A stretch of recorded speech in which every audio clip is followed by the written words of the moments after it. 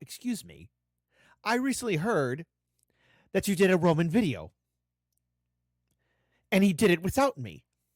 Well, let me tell you something, true Romans. This is Americans Learn. I am Chicago Maximus, Centurion of Rome. So please be sure to like, comment, share, and subscribe, and hit that ring bell notification. That way all you lovely, outstanding true Romans are made aware when we upload new content upon this Roman American Learns channel. What are we doing today? And you tell them. Okay, hold on. Today, we're checking out a video by Spectrum titled Ranking Every Byzantine Emperor from Worst to Best. There's one person in particular who I think is the best. But we'll save that for later. And next time he doesn't bring me back, you yell, "Where is Chicago Maximus?"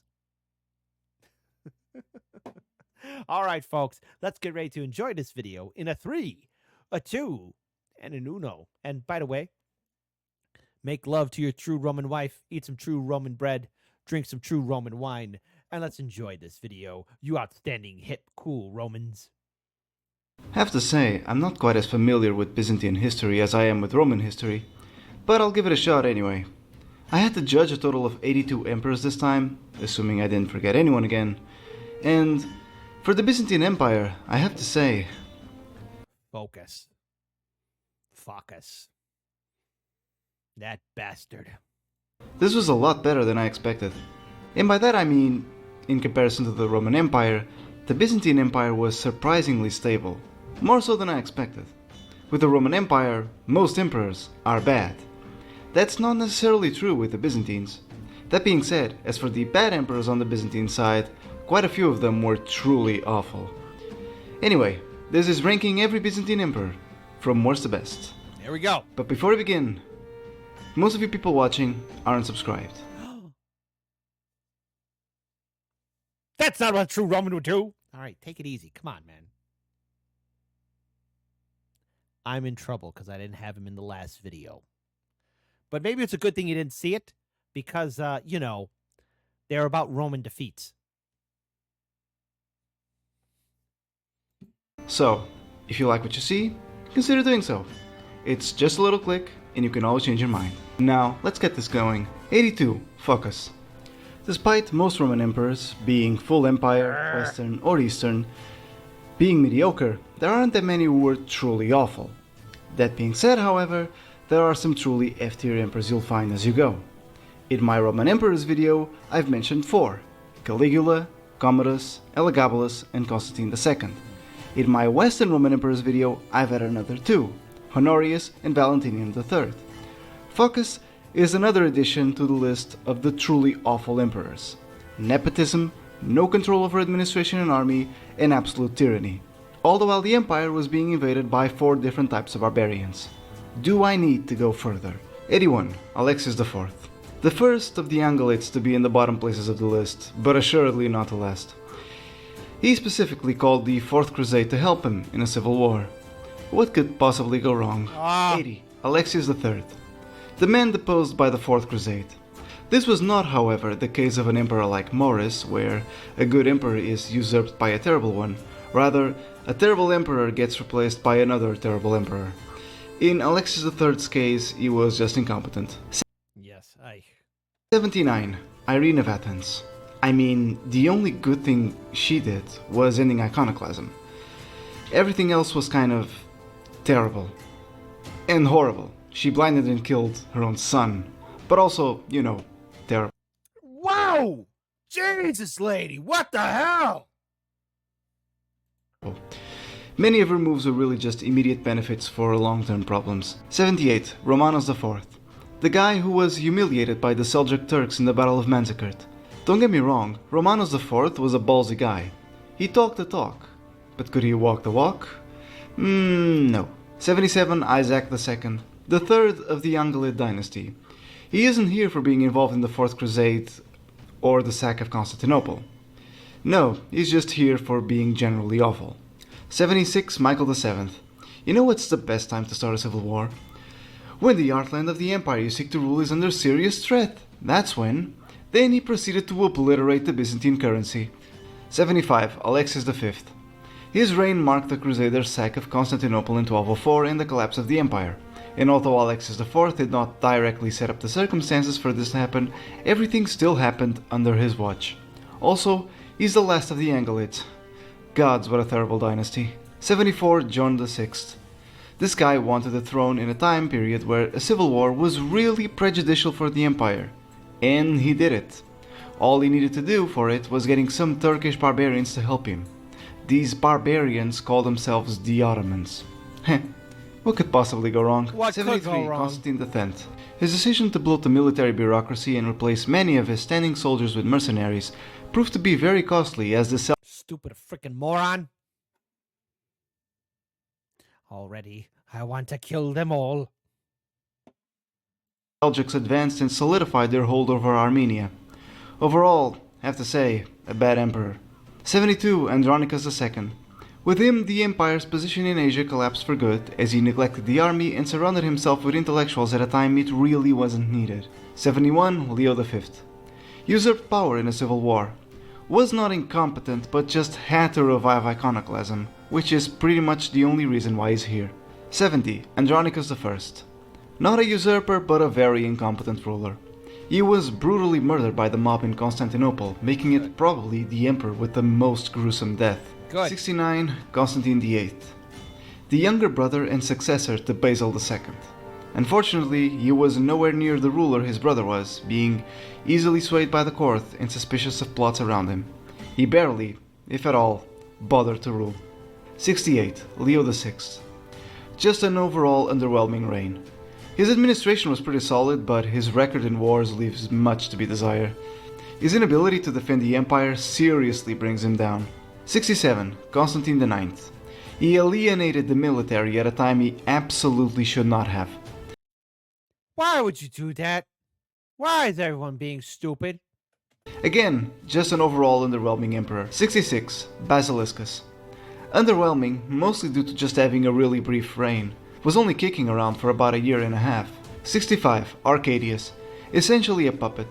Luckily, his overall uselessness ended up not having any major consequences, largely due to much better successors the empire ended up having. Also, just look at his bust. It screams impotent. 64. Justin II. The successor to his uncle Justinian. Unluckily, he was not quite the savvy operator Justinian was, and the added stress made him go insane. To his credit, he did abdicate in a moment of lucidity. 63. There you go. Heraclius. Pretty much a non-entity, as he initially ruled alongside his brother, and when he died, his sole rule did not last long before he was deposed. 62. Constantine VI. Essentially a puppet to his own mother, who ended up planning and killing him. 61. What the hell? Second lady ends up killing her son. What the Yo! These are terrible mothers. Alexander. Much like Basiliscus, his reign was really brief, as he did not much more than massive incompetence and death by exhaustion after a game of polo. And no, I'm not kidding about the last part. 60. Philippicus. The first emperor of the 20 Years' Anarchy to show up on the list. He deposed Justinian II, was inconsequential Morons. and got himself overthrown after a revolt, ruling for less than 2 years. 59. Leontius. Yet another emperor from the period of the 20 Years' Anarchy. Much like the previous emperor, he also deposed Justinian II. But at least Leontius did it first, not to mention he lasted over 2 years. 58. Anastasius II. Yet another emperor from the 20 Years' Anarchy. Originally named Artemius, it chose Anastasius as his regal name, maybe in honor of the first Anastasius. Was he as good as the first Anastasius? No. 57. Tiberius III. Yet another emperor from the 20 Years' Anarchy. Boy, oh boy, these 20 years of anarchy. It's a good thing we kind of ended our adventures with unbiased history of Rome and then Byzantine. Because this would be painful to watch. It would be too much of a tragedy. Considering this one had Germanic origin, it was always going to be difficult maintaining himself in power. Was deposed by Justinian II. 56. Theodosius III. Not much compared to any of his namesakes. He figured that out by himself after a revolt by Leo III and chose to become a monk. 55 Justinian II. The man's so nice he had to be deposed twice. His will to power is something to be admired. His competence, not so much. 54 Leo III. The founder of the Isaurian dynasty. All I'll say is he was a mixed bag. Sure, he did repel the Second Arab Siege of Constantinople, but did he really have to start a religious schism on the Orthodox Church that will last for centuries? 53 John V. His rule questioned from the very beginning due to not being declared heir by his father on his deathbed. He wasn't a particularly faulty participant, as he simply had to defend what was his by right. Overall, can't really blame him. 52 Artabazdas. Inconsequential 2-year-long ruler who acquired the throne through a revolt only to lose it quickly. 51 Michael III. On one hand, he ended iconoclasm. On another, he brought the end to his own rule by trusting the one man he obviously should not have trusted. Not that it was bad for the empire, as the man who murdered him turned out to be a much better successor. 50 Very good. Michael V. This guy didn't even last a year before being deposed. Next, 49 So inconsequential. I died in 30 days. Michael VI. Man, what's up with all the Michaels? Michael. Anyway, this guy's reign lasted a full year. Or a day less, sources disagree. 48 Alexius II. Not really an emperor, seeing as throughout his entire reign, imperial power was held by regents. 47 Leo IV. Had a small 5-year reign where he did little more than successful raids on Abbasid Syria. Overall score, not great, not terrible. 46 Nicephorus III. Throughout his short reign, he was carried hard by his successor, who ultimately ended up usurping him. 45 John IV. Rising to power as a mere child, he ended up being usurped by his regent, who ended up imprisoning and blinding him at the age of 11. Michael What the hell? VIII, you're a real piece of work, aren't you? 44 Stauracius. Having lived much of his reign in the shadow of Nicephorus I, he didn't last long before being ultimately deposed. 43 Leo II. Another short-lived reign. Pretty inconsequential. Next, 42 Andronicus IV. Deposer and deposed. At a time the empire was pretty much dead. 41 Constantine III. The shortest reign out of all Byzantine emperors, ruling only for 3 months. He was unfortunate to What did you do to screw up so badly? have died of tuberculosis, though rumors did circulate he was poisoned by his mother-in-law. Again, mothers, what the hell? 40 John VII. Not too bad overall. Managed to hold Constantinople against the Ottomans and was given Thessalonica. 39 Michael I. Another short and inconsequential reign. Ended up resigning from the position of emperor after a revolt from his successor, Leo V. 38 Constans II. Here's the number one rule you should absolutely follow when you're the Byzantine emperor. Never move the capital. Odds are you'll end up assassinated. 37 Michael II. Moron. Survived rebellions, lost Crete to Arabs, had to deal with the Muslims starting to conquer Sicily, and reinforced iconoclasm. All in 9 years. Pretty chaotic reign if you ask me. Nah, that'd make me want to have a heart attack. 36 Nicephorus I. Biggest oof out of all the Byzantine emperors. Here's a guy who's actually pretty competent, doing some successful campaigns against the Bulgars, sacking their capital. Oh, he's dead. And the Bulgarian Khan made a drinking cup out of his skull.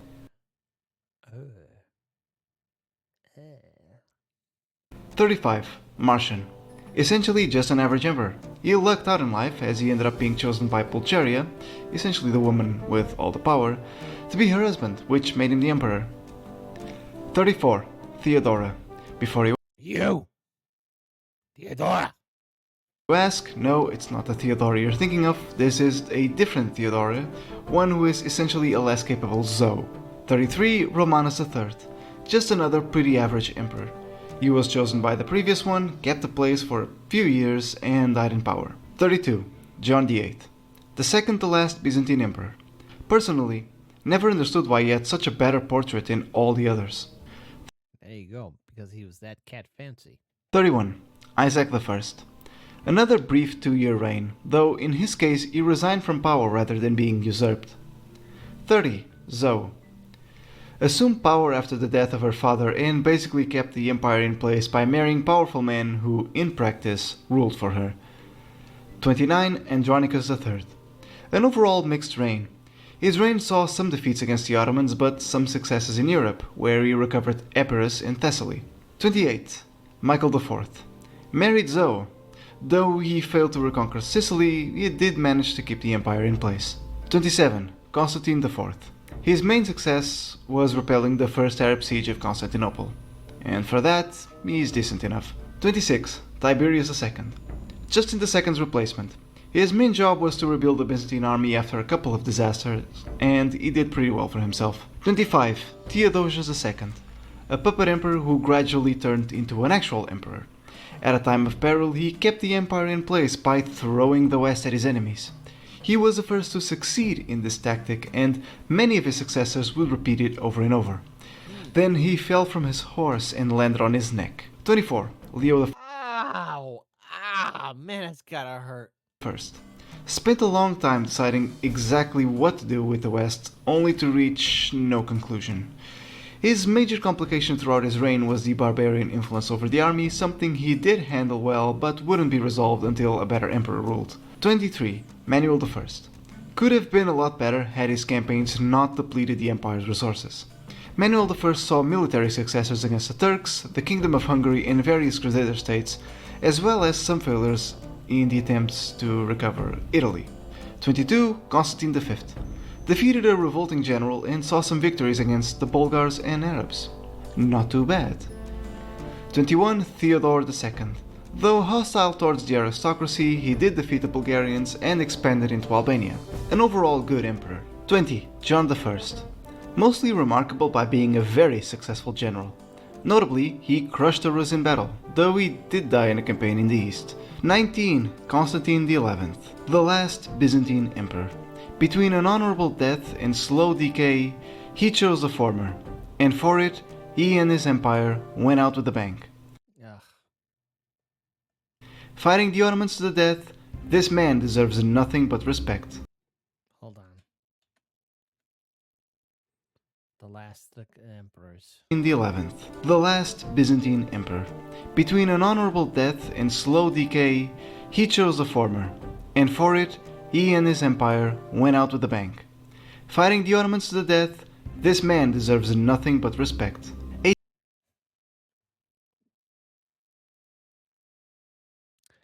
A salute to you, noble Constantine. We will remember, we die standing. We die standing. 18. Theodore I. The establisher of the Empire of Nicaea, he organized a resistance against the Latins, stopped their advance into Asia, and repelled attacks from the Seljuks, thus establishing Nicaea as the strongest of the Byzantine states after the sack of Constantinople and the establishment of the Latin Empire. 17. John III. The successor to Theodore I. He expanded Nicaea into Bithynia, Thrace, and Macedonia at the expense of the Latins, Bulgarians, and the rival state of Epirus. 16. Michael VIII. He who re-established the Byzantine Empire by taking Constantinople from the Latins. Contrary to popular belief, at this point, the empire was not dead. Yet. 15. Manuel II. Gets the You Tried award. With extremely limited resources, he managed to regain some territories from the Ottomans off of their defeat at the hands of Timur in the Battle of Ankara, and through his vassalage as a means to gain time in hopes to find an opportunity for the empire to strengthen itself. Unfortunately, that opportunity never came. 14. Nicephorus II. Throughout his reign he led successful campaigns in the east, which gave him hands down the best nickname of all Byzantine emperors, the White Death of the Saracens. No, not even Basil II tops that. 13. Romanus II. Pretty much the guy who ruled while Nicephorus II, who would become his successor, campaigned. His reign oversaw the reconquest of Crete and military successes in the east. 12. Basil I. Based. May I? You may, Chicago Maximus. Alpha, Giga, Chad, Sigma, Supreme. Don't forget that. Yeah, that's pretty much it. Chad. Born a peasant, he rose to the imperial court by essentially being good looking. gained the favor of the emperor, who made him marry his mistress, earned the emperor's trust so much he became co-emperor, only to immediately assassinate him. Then he proceeded to have a very successful reign and founded arguably the most iconic dynasty of the Byzantine Empire. 11. John II continued the period of the Achaemenid restoration initiated by his father. Under his rule, the empire recovered to have a population of around 10 million through campaigns against the Turks, where he largely recovered the coast of Anatolia. 10. Romanos I, an often overlooked ruler who largely established how the Byzantine Empire operated in both war and diplomacy. He is only really brought down by what he eventually turned into by the end of his rule. Otherwise, he'd be higher. 9. Zeno. Do you have the problem of having multiple enemies? Then, have you thought about pitting them against each other? This was what Zeno often did to get rid of his problems, and it largely worked. Due to being a Monophysite as well as an Isaurian, he was very unpopular and thus was constantly challenged, all the while the army suffered the very serious problem of having significant barbarian influence. Zeno managed to solve many problems and died in power, which is amazing for someone like him. Wow. Who knew? Justin the First, uncle to Justinian. 8. Justin I, aka Justinian the beta version. In a lot of ways, the Byzantine Empire could have been more stable had Justin ruled longer, because it was basically a Justinian reign with a more popular face. Still, he was alright. 7. Alexius I, the man who started the Achaemenid restoration. Having assumed power in a difficult time period where the Seljuks had conquered Anatolia, the Normans had attempted to conquer Greece, and the Crusades had just begun, his masterful diplomacy helped the Byzantine Empire weather through a very complicated time where they would end up in a much stronger position. 6. Constantine VII. Known for his promotion of the Macedonian Renaissance, Constantine VII is one of the better Byzantine emperors due to his highly effective administration. The man even compiled a few books for his son to read, all to be taken as manuals of instruction when it came to statecraft and ceremonies. He does have a minor stain due to his lack of success in military campaigns, however. 5. Heraclius. The first crusader. Yes, indeed. Remember when we joined his crusade to save the world? I do. Did you ever hear the tragedy of Emperor Heraclius the Vasilevs? I thought not. It's not a story the Romapoos would tell you. It's a Byzantine legend. Emperor Heraclius was a Byzantine emperor, so energetic and so capable, he could reform the army in order to defeat the Persians.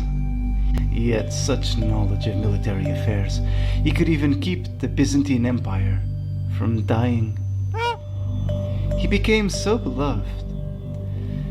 The only thing he was afraid of was having to do it all over again, mostly because, obviously, he couldn't. Unfortunately, Islam rose and took away the Syria in Egypt he reconquered. Ironic, he rescued Syria and Egypt, only to lose it all over again. No! 4. Morris. We didn't hear that. We saved the world. Unbiased history told us we did. We saved it. Didn't we? It's okay. Unbiased history of Rome would never lie to us. He'd continue on to videos, right? I don't think so, buddy. We heard nothing. We heard nothing. We saved the world. That's what happened. We saved the world. This emperor is especially known for the Strategicon, a manual of war which sought to codify the military reforms he made, as well as offering a guide on how to generally act in case of a war. But there's more to it, truth to be told. Morris was also an excellent administrator as well as diplomat. Sadly, he was usurped by the worst emperor on this list. 3. Anastasius I. I implied it with the mission in my Roman Emperors video, but I'll say it here. It's the economy, stupid. Having reformed the Byzantine tax system as well as the currency, he left the empire with a substantial surplus, which would later be used by... Number 2. Justinian. This is probably the point where a good chunk of the audience watching this video is probably wondering why Justinian is in number 2 and not number 1. Well, let's talk about the positives first.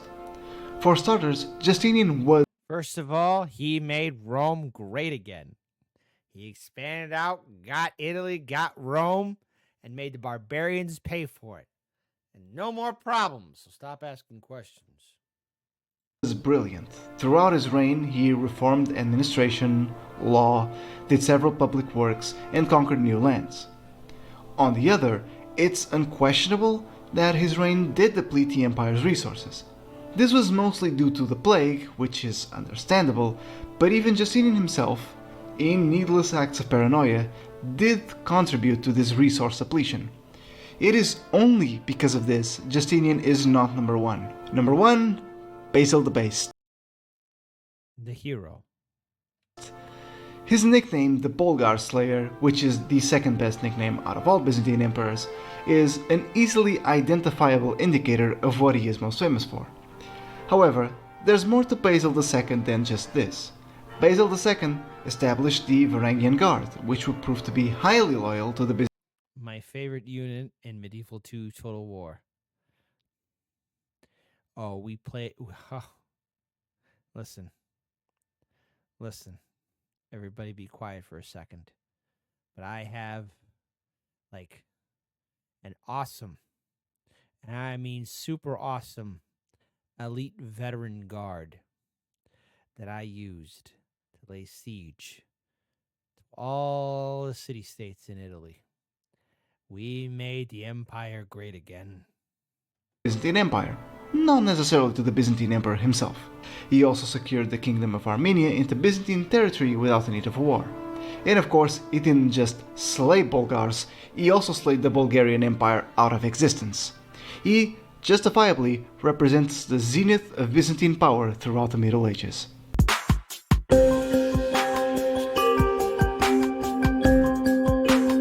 Awesome. Listen, everything was awesome, but we're not going to... Hold on. We got to hear the tragedy. We have to hear the tragedy one more time. We have to hear the tragedy one more time. I'm sorry. Hold on. I'm getting pulling up the video again. Hold on. We must hear the tragedy again one more time. Because we did save the world. At least that's how I remember it. Right? Heraclius. Did you ever hear the tragedy of Emperor Heraclius the Vasilevs? I thought not. It's not a story the Romapus would tell you. It's a Byzantine legend. Emperor Heraclius was a Byzantine emperor, so energetic and so capable, he could reform the army in order to defeat the Persians. He had such knowledge of military affairs, he could even keep the Byzantine Empire from dying. He became so beloved.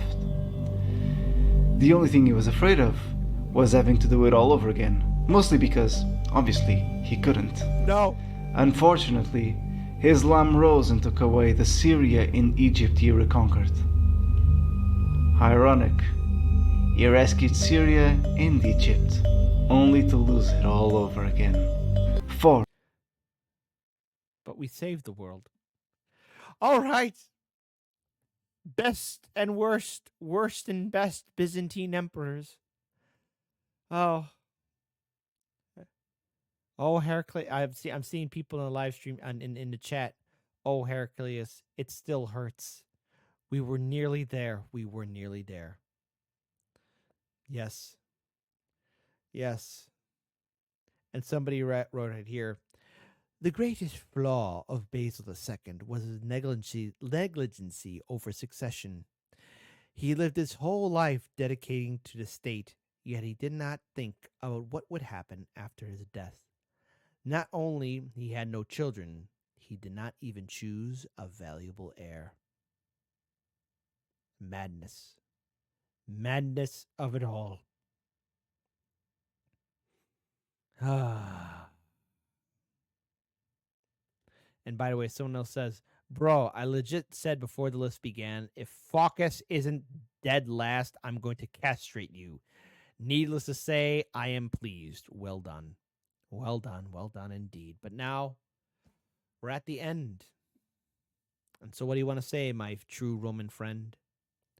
Fellow true Romans, this was a tragedy and a victory. So as always, please support Spectrum and follow him on all of his channels.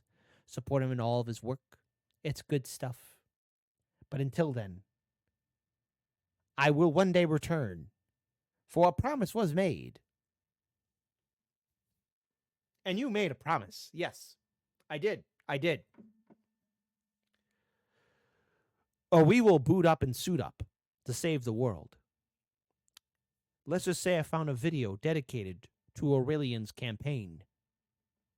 We're going to save the world, people. We will. And I promise, change the timeline. I'll see all you hip cool cats on the flip side. And remember, make Rome great again. As much as you can, make Rome great again.